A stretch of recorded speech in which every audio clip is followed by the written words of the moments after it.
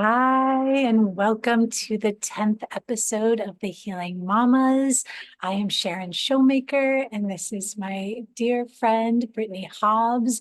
And together we are the Healing Mamas, mamas who are committed to our own healing journey, knowing that the work and the play and the time invested into tending to ourselves and coming back home to ourselves is the most priceless and profound gift we can give to ourselves and give to our children and the future of generations to come and of this planet. So if you're tuning in here, we just want to say welcome. Thank you for showing up and joining in the conversation and being part of this collective of mamas who are just on a journey to figure out who they were before the world got their hands on them. So welcome. And I'd love to just take a minute and celebrate with Brittney here that we have done 10 episodes. Today it is official. We have committed. So that's 10 weeks of every Friday, rain, shine, busyness, illnesses, not feeling well, and we have done it. And today's episode feels like we should focus, it would be fun to focus on self-celebration. So that's what we're going to be talking about today. Yeah. And if you have a candle about, we can go ahead and take a moment to light it to open up this space, but also in honor of each of ourselves and what we have accomplished in 2023. Mm.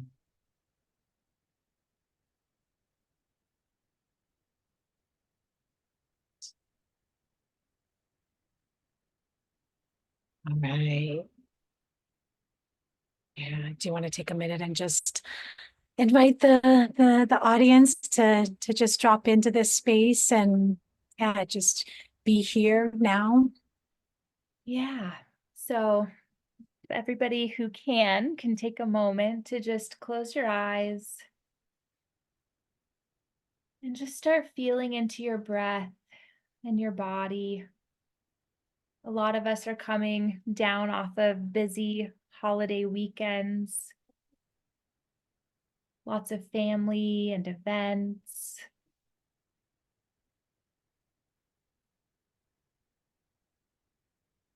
With each breath, just feeling your body settle deeper and deeper into itself.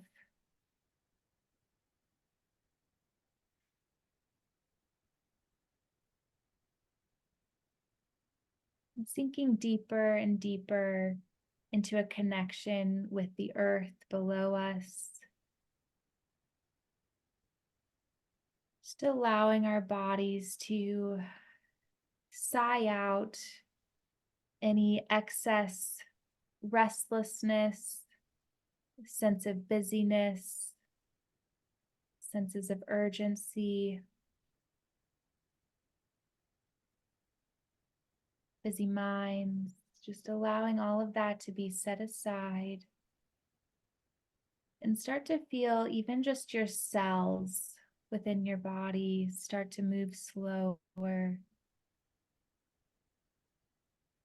and each of them breathing a sigh of relief just for the presence and the pause.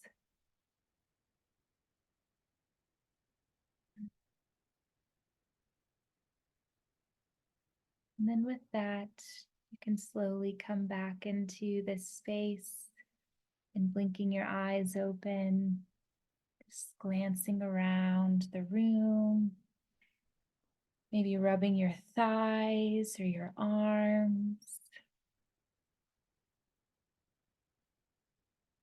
And welcome. Thank you for that. That was beautiful. Just what I needed. I opened my eyes and there's a little gecko crawling on the wall over there. Mm. It's a little spirit animal. Ah, so on the topic of self-celebration, I feel like with the last few days of 2023 in our grasp, and we're about to start a new year, it comes with the energy of looking at where we have come and what we've accomplished, or what we said we would do, or how close we've come to that. And I feel like there is a lot of energy that is analytical, and it is kind of laced with a little bit of judgment on things that maybe we didn't quite pull off as well as we would have hoped, or maybe we're not where we would hope we would be, or we're still stuck in the same patterns or habits. And I just want to take a minute to shift from that energy and to drop into like the embrace of compassion and acceptance, and even before and beyond that, like celebrating what we have done, that we are here right in this moment, all of the the small things that maybe we don't give ourselves credit for, and just take a minute to like quiet the voices that may interject and say, but why are you celebrating this? You didn't do that. Or how can you be celebrating this small step when you didn't accomplish something over here? And yeah, just really, I want to invite you to find one thing that you can celebrate in an unbridled fashion without any voices or negativity or judgment finding its way in into this space. Yeah, and even if that Mm. voice does creep in, to reinforce with yourself, like, okay, voice, I hear you, and I'm still going to honor what I did accomplish. And I'm Mm. just from experience because of an exercise Sharon and I just did about self-celebration and that voice that entered my mind. Right. Still feel a little bit of tension back here in my body from what that voice brings up for me. And so we thought it would be a great idea to share with all of you, because others are probably experiencing a hypercritical voice in their minds as well. And I just also don't think that we take the time to celebrate ourselves enough either, which is part of why that hypercritical voice can sneak its way in so frequently, and a lot of times under the radar too, because Yeah. we've been so accustomed to it. Yeah, no, I love that. In that process you shared with me, that that voice crept in, like that vulnerable, naming it, and actually being able to slow down enough and to take a moment to recognize it, so that it's not happening in the subconscious, and that you're fully aware that it lives in you. And if it's living in you right now and showing itself in this little practice, that oftentimes it probably peeks its head in as well, but maybe you aren't like in that state of trying to slow down and drop into the self-celebration piece to actually like hear it find its way in. Yeah, yeah. It can look like, that you're trying to celebrate this, but that voice is saying, but why are we celebrating this when this still hasn't been done, or when this didn't go this way? Or, it's really subtle, and it's more subtle than what I'm able to explain it as. But yeah, it's really Yeah. important. Really pause and look into what can we celebrate over this year, because it's also a huge trend of we're already letting go of this year and we're looking at, okay, what are our new goals for next year? And that comes with a lot of criticism too, and saying, okay, this is something we haven't accomplished. Or I know in the United States it's a huge thing of looking at what we're lacking in, right? And I know, Okay. like an easy one to talk about is I hear everybody talking about how they want to lose so much weight and they want to do this diet and that diet. And that's not coming from a place of loving ourselves and honoring where we're at, that's coming from a place of this part isn't good enough and I'm going to fix it. So really looking at, again, honoring where we've been and what we did accomplish, and then what do we want to accomplish from not this detrimental, what we're lacking in this hypercritical place, but what do we want to create moving forward that will bring more joy and love or peace or whatever it is that we are wanting to have more of in our life. But it's not coming from a place of, critiquing of what we failed at or what we view as not enoughness, to create from and set our intentions from and our goals or our dreams from that space. Yeah, I love that. And usually those, I want to lose weight or I'm going to eat differently. Usually those resolutions are often botched within like days, weeks, the first month. And then you're already in this space of feeling like a failure, feeling like you've let yourself down, you've betrayed yourself again, you've broken promises. And that's no way to walk through life. I mean, that's just, it comes with a sense of heaviness. So, and I feel like we had spoken a little bit earlier as well, is so many of us know where we're experiencing pain in our body or where our body may not be at its optimal level of health. And we tend to become hyper focused on that. And it just prompted me to look at it through a lens of like, are we celebrating all the other parts of our body and how it is doing all of this miraculous living without us doing much to it, and all we can focus on is where it's not getting it right, where our levels are not at a certain place, or where our weight isn't at the certain place, or where our hair isn't where we wanted. And I feel like that just ripples out from doing that to ourselves. Then we do that to ourselves as women of who we are and what's expected of us. We do that within motherhood and within our family. And I just, yeah, it's really important. It's such a healing and empowering place to just take a minute and find the thing worthy of celebrating, even if it's really small. Mm-hmm. And what comes to mind, I was just listening to somebody talk about the heart and how it never stops beating from about the time we're 2 weeks old in our mother's belly until the day that we die. It's that consistent and that strong, and that resilient. And I think that alone is something to celebrate, that we have Yeah. that type of part in our body that never fails and it never pauses, and it just keeps on going and supporting us through our whole life. Wow. Yeah, no, thank you for that.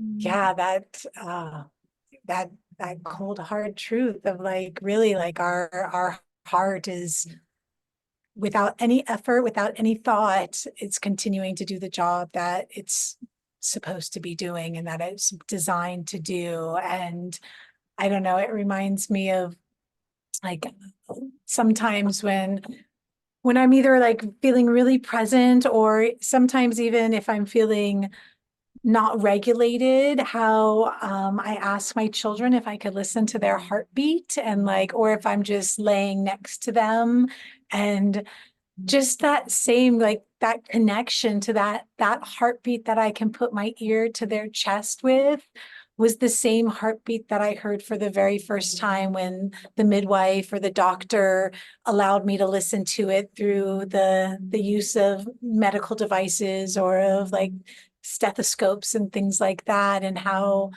it's really absolutely amazing. Our heart, our bodies, the miracle of living. Mm-hmm. Mm-hmm. Yeah. So I love what you brought up about honoring what is working well and going right, because it is such a cultural thing for us to pay more attention to everything that goes wrong, whether it's in our body, whether it's in our day. I feel like it is almost a competition, of who had the most negative experience, Right. or like when you ask somebody how they're doing, it's frequently not something great. It's normally like, oh, I had this that happened and this that happened. And it's almost this competition of who's suffering the most. Right. Right. That's so true. Yeah. No, I mean, I'm thinking even um how I'm can be hyper focused on that I haven't quite arrived where I want to, whether financially or the home that I'm in or the business or with my partner, with my husband. And when I was in that somatic practice of that we were just doing before this, I was flooded with all of the things that I have done and that are worthy of celebrating. That although the destination, that those choices and all those little things I want to be celebrating, like have gotten me here, but because my here isn't Pinterest perfect and doesn't compare to all the other Instagram lives or the keeping up with the Joneses, which I no longer desire, those voices and that reality of like, oh, my home isn't the way that I really want it to be, which totally overshadows and overrides me thinking about the reason why I'm here in this specific home is because of all of the choices that were hard, the big leaps of faith, the trust, the following, the calling, like all of those are absolutely amazing. And because I haven't arrived yet, sometimes I'm not celebrating them as much as I could be. Mm-hmm. Celebrating all of the courage and the strength that it took to make those decisions Right, that a lot of us only dream about making but haven't made. right. That's definitely Yeah. celebrating. Mm-hmm. Yeah, no, it's so true. And celebrating the willingness to make sacrifices and the willingness to kind of like, I don't know what the right word is, but to other than sacrifice, like I'm just saying, like I'm wanting to say, like to step down in an area of where we may have been more quote unquote successful in order to come closer to the reality of having us be more present parents or living or moving someplace that is more connected to nature or will serve my soul better. But because I've kind of left a lot behind, or people have left things behind that they can calculate, and we haven't quite arrived and collected the reward and reaped the harvest of all of those choices. Sometimes it's overshadowed. And yeah, I'm going to intentionally make this year about just celebrating myself along the way. I love that. That's definitely something I'm gonna start doing more of. I need to do some retraining of these neurotransmitters up in my brain to focus more on the celebrations and less on the places that have room for improvement still. For real. I mean, I'm even small things like as a mama who has three children, we have five mouths to feed, and we try to not eat out very much, or we try to make a lot of our meals so that they're nutrient dense and that they nourish our bodies. But that means that there's constant dishes in the sink. But I've gotten better at not leaving, like trying to stay on top of it. So even celebrating, like when I finish something, like no, sometimes there were phases of motherhood that I just put the bowl and the spoon in the empty sink. But now it only takes like 10 seconds maybe to like wash that bowl and spoon and just to put it away and be done with it. And so like I celebrate that too. Like I'm like, I catch myself about to leave the bowl and the spoon and I'm like, no, it's only going to take like 10 seconds. I'm going to hum a little something and it's done. And I put it away and my sink is empty. And it doesn't stay that way, but those little celebrations make the never ending dishes feel more palatable. No, I love that example because I definitely had that, and to just be an example for our kids too, right? Because I'll be like, oh, I don't feel like putting washing this right now, and I'll go to set it, and I'm like, ugh, but I would totally, get onto my daughter. She did the same thing. So I'm like, okay, I just gotta finish washing this and hold her what I'm holding her to. It's so true. And then I think one of the reframes that I did, like, because I started trying to practice that because with littles, there's just sometimes you don't have that 10 seconds. I mean, there's certain phases of motherhood where you just don't have the little bit of time needed to do that dish.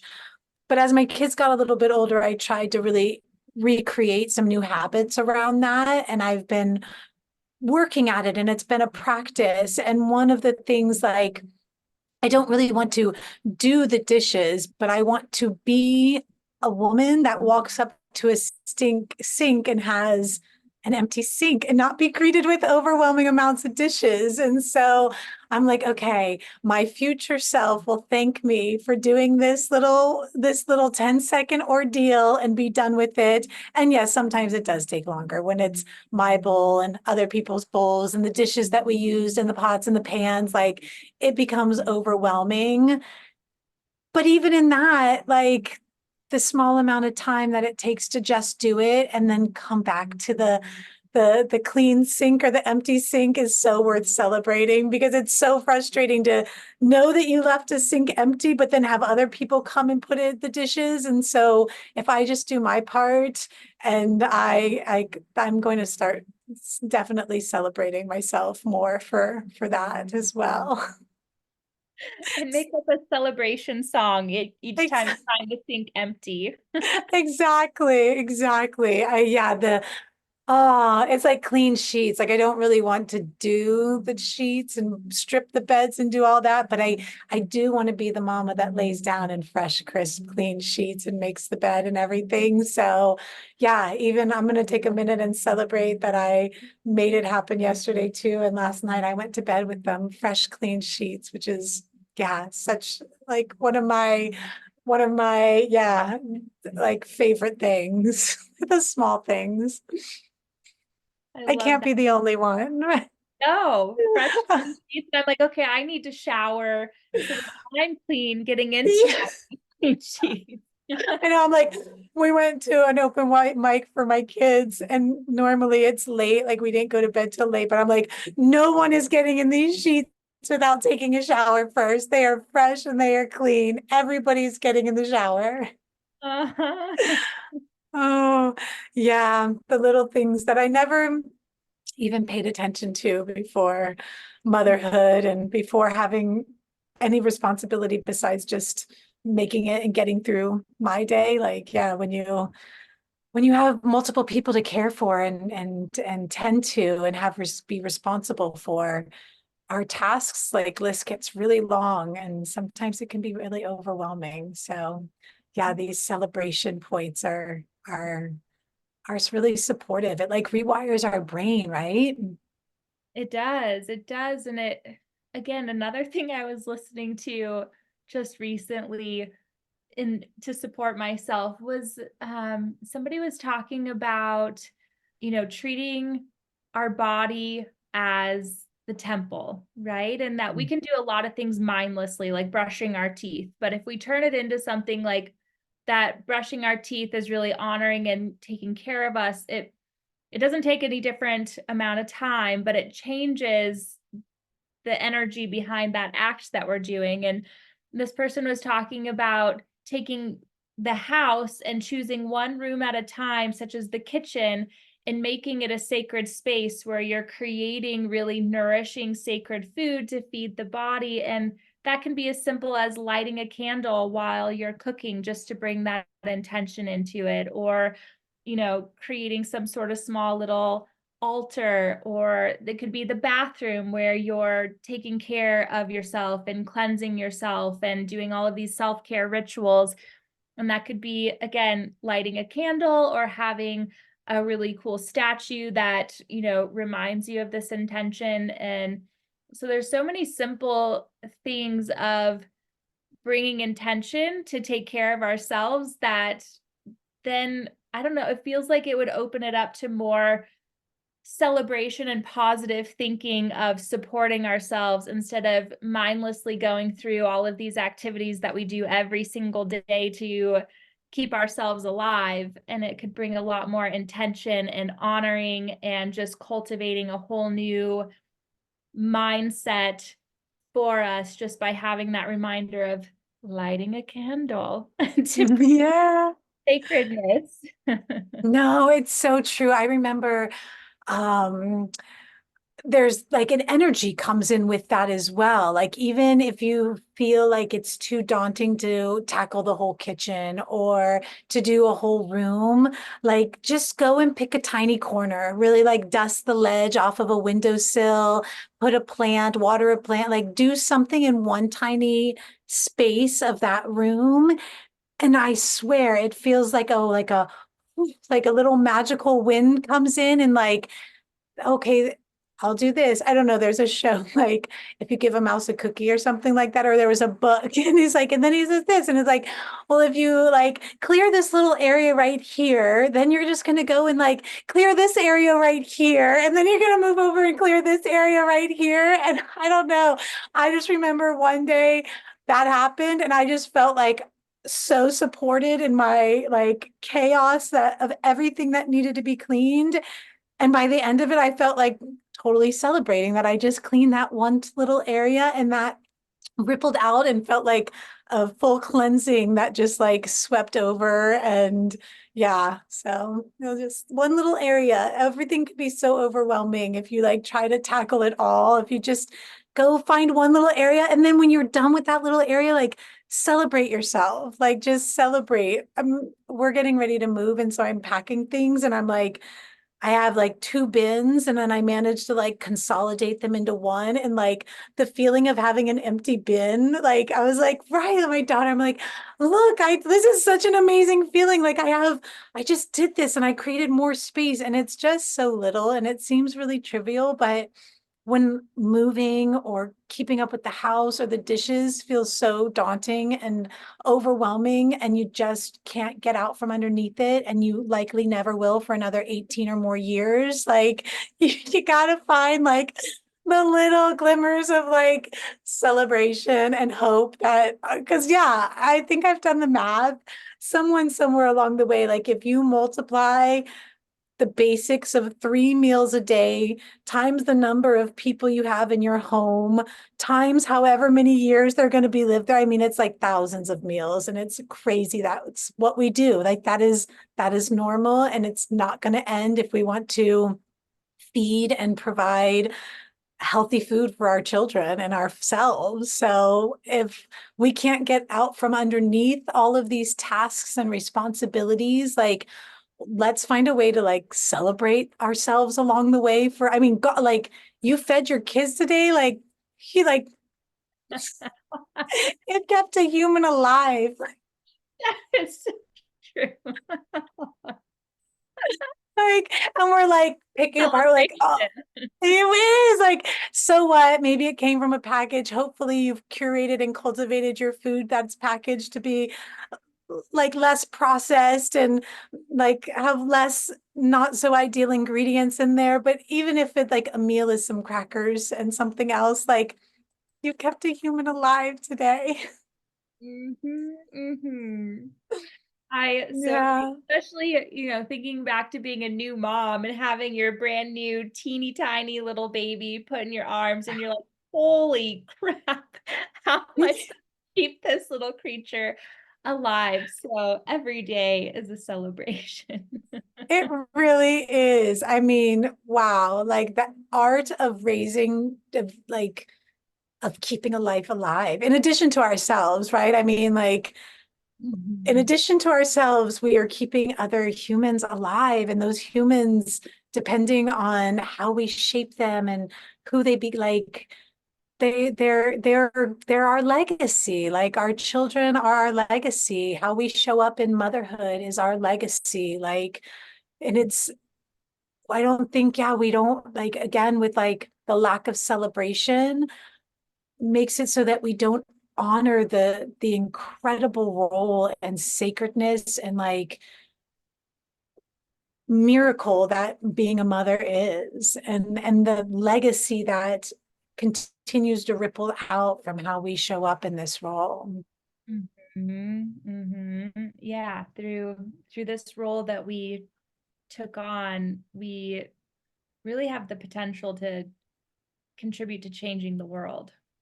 Yeah. And no, and I don't know about you, but when I like having kids didn't really come with much forethought. Like if someone would have said like really what it entailed and everything, I mean, I would definitely sign up because the perks and the love and like the growth and the evolution that has come along with motherhood is irreplaceable and cannot be compared. But holy cow, if someone would have sat down on paper and been like, so this is what you're going to deal with for the next 18 years, plus however many children you have, plus with the hope and desire that your children want to stay in connection and relationship with you throughout their entire life, throughout your entire life. Like, yeah, it's a lot to hold space for. I'm celebrating us right now. I'm celebrating all the mamas.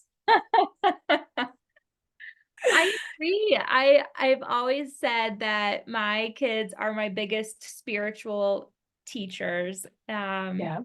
because of what they reflect back. And yeah, if we're constantly learning and we're constantly having to go deeper into what they're reflecting back to us, and it's hard work.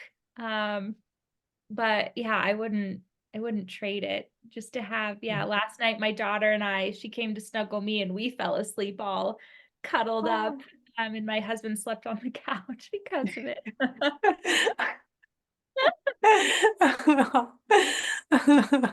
Been there. Mhm.